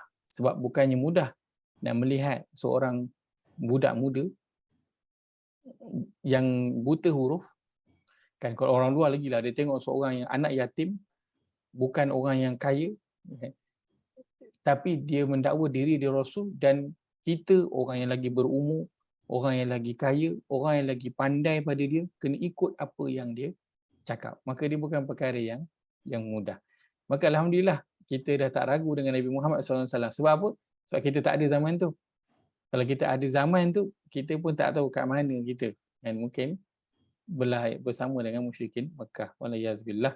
Maka alhamdulillah dengan Nabi Muhammad kita dah tak ada ragu. Maka tinggal dua perkara sahaja. Dengan agama Islam dan juga dengan Al-Quran. Maka Allah kata, jangan sekali-kali engkau termasuk dalam golongan orang-orang yang ragu-ragu. Maka adakah masih kita ada lagi ragu-ragu dengan agama ini, dengan Quran ini, bila Al-Quran memerintahkan untuk kita hidup dengan cara agama Yakin. yang benar. Hidup dengan cara Al-Quran. Bila Al-Quran perintahkan kita untuk menutup aurat dengan sempurna, bila Al-Quran perintahkan kita untuk menjaga sumber pendapatan kita, bila Al-Quran memerintahkan kita untuk bersolat, untuk berpuasa, untuk berzakat, bila Al-Quran memerintahkan kita untuk menjaga pandangan dan juga percakapan, banyak perkara, maka adakah kita buat ataupun kita rasa ragu-ragu dengan perkara tersebut? Maka jika masih lagi ada ragu-ragu, maka itulah Allah peringatkan, fala takunanna minal mumtarin. Janganlah masuk daripada golongan orang yang ragu-ragu dengan kebenaran yang datang daripada Allah Azza wa Jalla. Betapa Nabi SAW sebutkan bahawa harta tidak berkurang dengan berinfak. Maka kalau orang yang berinfak, dia masih lagi ragu-ragu, takut. Maka dia nak infak tu takut-takut lagi sebab hartanya berkurang. Maka dia masih lagi ragu-ragu. Bila Al-Quran sebut, kamu belum mencapai tahap kebaikan yang sebenar, sehinggalah kamu berinfak dengan apa yang kamu betul-betul sayang. Maka kalau masih lagi belum mampu, maka kita nak melihat kembali diri kita. Al-Abrar, dia bagi makan apa yang dia cinta, kan? Wa yut'imuna ta'ama ala hubbi. Dia bagi makan apa yang dia pun suka, dia pun berselera. Maka kalau kita beri makan apa yang kita pun tengok rasa biasa je, kan? Maka kita melihat kembali diri kita dengan agama ini dan juga dengan Al-Quran ini, adakah kita masuk daripada kalangan yang ragu-ragu ataupun tidak. Kerana respon kita itu, itu nanti kita sendirilah yang akan tanggung, orang lain tidak termasuk dalam kita punya cerita. Itu cerita kita sendiri. Ustaz, Baik. kalau ada keraguan saya. ni dia dah apa ni, dah keluar daripada keimanan ke Ustaz? Dia Baik. sebab dia tekankan kat situ, janganlah sekali-kali. Betul. Kalau bentuk keraguan itu hingga dia menidakkan perkara-perkara pokok dalam agama, maka dia terkeluar daripada Islam. Akan tetapi kalau dia ragu-ragu, itu ragu-ragu yang tidaklah dia menolakkan terus. Contoh, Nabi Muhammad ini bukan Nabi. Al-Quran ni bukannya datang daripada Allah, kan? Maka itu terkeluarlah daripada agama. Tapi mungkin dia ragu macam, aduh, aku rasa boleh ke Quran ni lagi apply sekarang ni? Maka itu dah bahaya yang membawa kepada arah terkeluar daripada agama, kan? Sebab dia pun macam betul ke. Tapi kalau orang yang dia kata kalau kita ikut Quran, kita akan balik ke belakang, maka itu orang yang memang dia dah tolak habis Quran. Kalau orang tolak Quran, dia telah terkeluar daripada agama. Penemu kinun ni. Kena mungkin. Baik. Tapi bagaimana kita nak menjadikan hati kita ini supaya tidak ragu-ragu ataupun mudah untuk nak menerima apa yang Al-Quran ataupun Nabi SAW itu bawa. Kenapa? Kerana kalau kita tengok kadang apa yang kita amal, saya ambil satu contoh. Kadang apa yang kita dah amalkan, kadang bila kita dah makin belajar, kita discover bahawa apa yang kita dah amalkan selama ni berlainan dengan apa yang Nabi SAW buat. Contohnya lah, kan? Maka di situ bertentangan lah dengan apa yang kita dah buat dengan apa yang Nabi sarankan ataupun apa yang Nabi buat. Maka ketika itu, kan, kita nak memilih al-haq ataupun kita nak teruskan mengikut kepada kita punya hawa nafsu. Baik, maka cara untuk nak respon kepada al-haq ini adalah kita lihat yang terakhir, kita tutup dengan ayat ini pada surah yang ke-5, ayat yang ke-83. Surah 5 ayat 83 dan juga 84.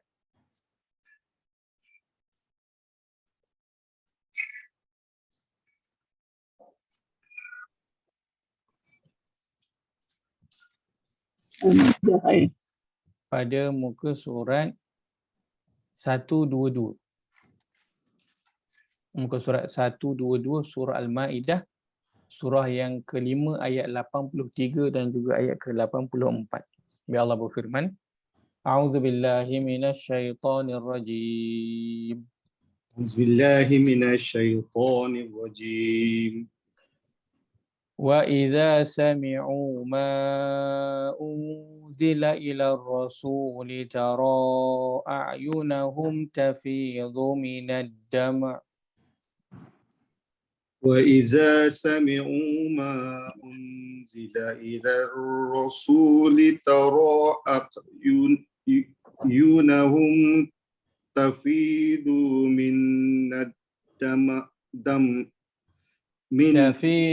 تفيض من الدمع مما عرفوا من الحق تفيض من الدمع مما عرفوا من الحق يقولون ربنا آمنا فاكتبنا مع الشاهدين يقولون ربنا آمنا فاكتبنا مع الشاهدين وما لنا لا نؤمن بالله وما جاءنا من الحق وما لنا لا نؤمن بالله وما جاءنا من الحق ونطمع أن يدخلنا ربنا مع القوم الصالحين ونطمع أن يدخلنا ربنا مع القوم الصالحين. Dan apabila mereka mendengarkan apa Al-Quran yang diturunkan kepada Rasul, kamu lihat mata mereka mencucurkan air mata disebabkan kebenaran yang telah mereka ketahui dari kitab-kitab mereka sendiri. Seraya berkata, ya Tuhan, kami telah beriman, maka catatlah kami bersama orang-orang yang menjadi saksi atas kebenaran Al-Quran dan kenabian Muhammad. Dan mengapa kami tidak akan beriman kepada Allah dan kepada kebenaran yang datang kepada kami, padahal kami sangat ingin agar Tuhan kami memasukkan kami ke dalam golongan orang-orang yang soleh. Baik. Maka bagaimana ayat ini ceritanya tentang mereka ni dalam ayat ini adalah orang-orang Nasrani. Orang-orang Nasrani. Ayat sebelumnya ayat 82 sebut. Apa yang terjadi kepada mereka apabila mereka mendengar Al-Quran yang diturunkan kepada Nabi SAW, mata mereka berjujuran dengan air. Kenapa? Kerana kebenaran yang mereka tahu daripada kitab mereka ada disebutkan dalam Al-Quran itu. Kemudian dia terus dia beriman kepada Al-Haq, iaitu apa? Kebenaran Al-Quran dan juga kebenaran Nabi SAW. Dan kemudian mereka bertanya, kenapa kami tak beriman sedangkan kami ni tamak, wana tamak. Sedangkan kami ni tamak, nak maksud dia nak sangat-sangat agar Tuhan kami memasukkan kami daripada kalangan orang-orang yang saleh. Baik. Maka bagaimana mereka boleh jadi begitu? Bila dengar je Quran ataupun apa je yang Quran sebut, terus berjujuran air mata dan terus saja membenarkan dan ikut kepada kebenaran itu. Kenapa? Kerana hati telah bersedia. Hati telah bersedia untuk menerima apa? Untuk menerima mesej. Maka sebab itu bila mesej sampai, terus ambil, terus terima. Kan? Tidak ada perasaan apa? Tak ada perasaan sombong. Maka sebab itu proses yang perlu kita lakukan untuk menerima Al-Quran ini adalah dengan ini key point dia pada ayat yang kita bacakan ayat 83 ini adalah mimma arafu minal haqq. Arafu ni maksudnya apa yang mereka telah ketahui daripada kebenaran itu. Maka ia bermula dengan apa? Ia bermula dengan proses belajar. Kita belajar untuk mengenal Tuhan yang kita sembah itu belajar untuk kita kenal Nabi yang kita ikut, kita belajar untuk kenal Al-Quran yang kita baca, kita belajar untuk kenal agama yang kita anuti.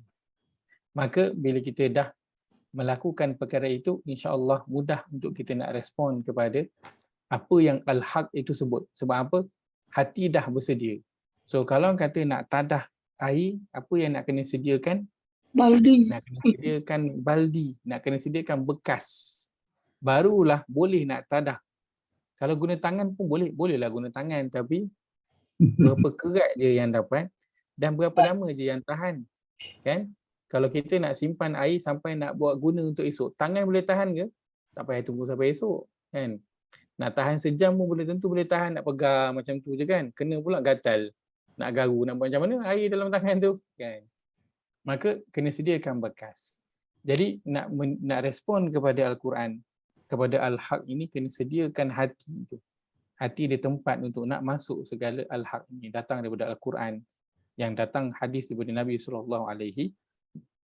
Maka bila dah bersedia, mudah untuk kita nak respon dengan apa yang sampai kepada kita dengan cara yang baik, kan? Tidak ada lagi rasa sombong, tak ada rasa betul ke aku dah buat ni lama dah, kan, takkan salah kot, aku ni siapa kan, kau siapa. Maka respon begitulah yang kita tak nak datangnya daripada diri kita, kerana Al-Haq itu dia datang daripada Tuhan. Kalau Al-Haq itu datang daripada manusia, kan, maka itu mungkin boleh dipertikaikan. Tapi kerana dia datang daripada Tuhan, maka apalah lagi yang nak dipertikaikan. Yang datang pula adalah satu bentuk kebenaran, dia bukannya kebatilan. Kalau kebatilan itu memang bolehlah kita nak pertikaikan ataupun fikir nak ikut ke tak ikut. Tapi ini satu bentuk kebenaran, datang pula daripada Tuhan. Maka Allah peringatkan, jangan sekali-kali termasuk dalam golongan yang ragu-ragu. Baik. Kemudian ringkasnya ayat 148, sebab kita dah tanda kan. Kita ambil sekali lah secara ringkas. Boleh kejap ringkas saja. Ayatnya fastabiqul khairat. Perintah. Allah memerintahkan supaya berlumba-lumbalah kamu mengerjakan kebaikan. Allah sebutkan, dan bagi tiap-tiap umat dan ada arah kiblat yang masing-masing menujunya.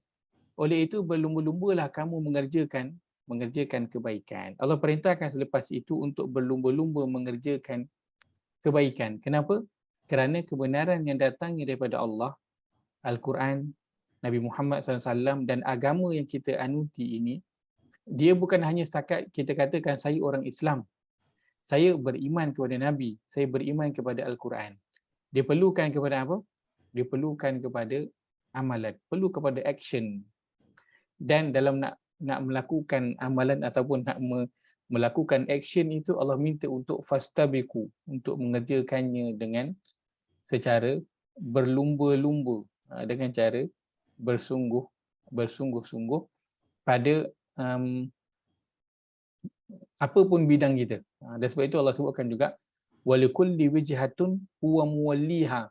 Terjemahan ini diletakkan, dan bagi tiap-tiap umat itu ada arah kiblat. Kalau kita ambil makna perkata dia, dan di arah mana pun kamu menghadap, dia berada di situ.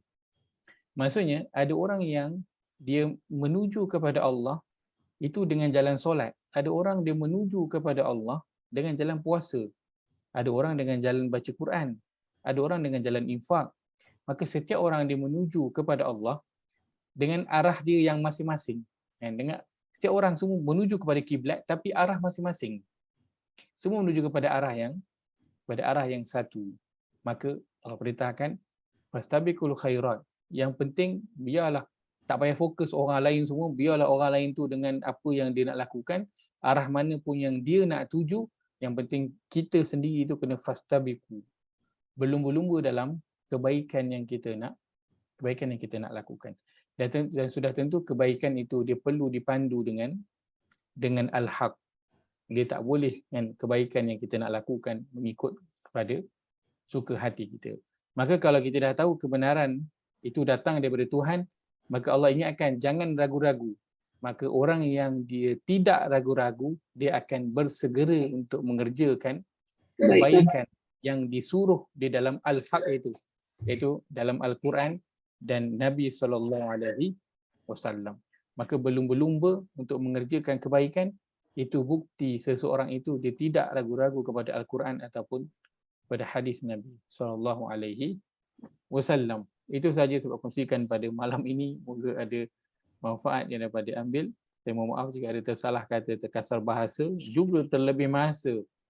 Aku qauli hadza wa Tempat Yang Nabi astaghfirullah. Siratul Siratul Mustaqim tadi tu Ustaz. Yang Siratul Mustaqim Sabil tadi. dengan mustaqim. Fi sabilillah siratul mustaqim. Siratul Dia buat nanti. Kita simpan hari Selasa depan boleh? Simpan Selasa depan. Bisa Dalam kelas kita tadabbur harap kita nanti insya-Allah. Saya bimbang mengganggu masa yang lain. Iyalah. Tak pula kan kita nak cerita dari ringkas nanti kan. Itu dalam Yasin kan ayat 4 kan. Maksudnya ayat 148 ni sama dengan surah Al-Insan yang Kak Nur cakap tadi lah kan. Ya. 147. 147. Maksudnya buat je kebaikan ikut arah mana yang kita nak. Ada orang yang dia menuju Allah ikut arah politik. Itu arah masing-masing lah. Dia buat bagaimana kan. Dia buat dengan cara yang betul lah. Dia buat dengan cara yang betul lah. Itulah cara dia kan. Macam apa waktu saya bawa Syekh Yaman pergi jumpa arwah Tuan Guru Ni Aziz dulu, perkara pertama dia sebut kan, dia ingat lagi, saya ingat lah. Itu kali pertama pun saya jumpa Tuan Guru Ni Aziz. Dia kata qaddarallahu alayya an akuna siyasiyan. Dia cakap Arab lah kan, sebab Syekh Arab. Dia kata Allah telah mentakdirkan aku menjadi seorang ahli politik. Allah takdirkan aku macam tu. So dia lakukanlah.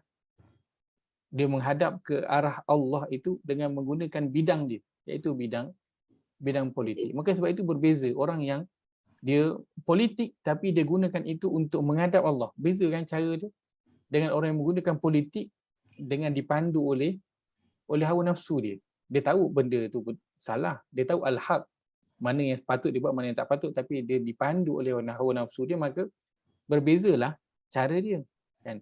Begitu juga orang yang mengajar, orang ajar Quran, orang ajar tadabbur kan. Maka berbeza orang yang dia mengajar itu kerana mengharapkan arah kepada Allah ataupun nak mengarahkan kepada diri dia ataupun apa-apalah yang dia nak selain daripada Allah. Kan, lalu kita boleh lihat dengan dia mengajaklah kepada diri dia. Dia pun mengangkatlah diri dia, saya ni hebat, saya ni itu, saya ni ini, semua saya kan. Nak biarkan orang kagum dengan dia. Maka setiap kita semua sedang menghadap kepada Allah dengan arah kita masing-masing. Maka fokus pada arah kita itu. Tak payah kita nak rasakan kalau nak menghadap ke arah Allah, nak jadi baik ni memang kena jadi ustaz je. Tak, bukan. Jadi pegawai bank boleh, jadi pegawai polis boleh, nak jadi apa? Orang pemandu Grab, buat food panda, semua boleh. Nak menghadap, itu dah bidang kita yang Allah telah takdirkan kita. Maka hadapkan dia ke arah Allah Azza wa Jalla. Wallahu ta'ala alam. Aqulu qawli hadha wa astaghfirullah azim li wa lakum. Allahumma ja'al hadha jama'ana jama'an marhuma wa tafarruqana min ba'di tafarruqan ma'suma. Allahumma inna na'udzubika min ilmin la yanfa' wa min qalbin la yakhsha wa min nafsin la tashba' wa min da'watin la yustajabu laha. ربنا اغفر لنا ولإخواننا الذين سبقونا بالإيمان ولا تجعل في قلوبنا غلا للذين آمنوا ربنا إنك رؤوف رحيم اللهم أحسن عاقبتنا في الأمور كلها وأجرنا من خزي الدنيا وعذاب الآخرة ربنا آتنا في الدنيا حسنة وفي الآخرة حسنة وقنا عذاب النار وصلى اللهم على نبينا محمد وعلى آله وصحبه أجمعين والحمد لله رب العالمين. Subhanakallahumma wa bihamdika asyhadu an la ilaha illa anta astaghfiruka wa atubu ilaih. Jazakumullahu khairan wa mudah-mudahan masa pada malam ini moga Allah nilai sebagai amal yang soleh insya-Allah. Terima kasih Ustaz. Barulah hari ni faham apa itu al-haq Ustaz. Betul Ustaz. Saya ingat kebenaran biasa je Ustaz. Betul Ustaz. Rupanya meluas sampai 3. Jadi kebenaran bukan apa yang kita rasa benar. Bukan apa yang kita rasa benar kan. Kadang beza kita rasa betul. Kalau kita tak dapat sebenarnya apa yang Allah maksudkan, tak selari dengan pahaman kita kan yang kita faham. Aduh. Alhamdulillah. Terima kasih Ustaz. Terima kasih Haji Puan. Assalamualaikum. Terima kasih Haji Puan. Assalamualaikum Ustaz. Minta maaf. Sama-sama.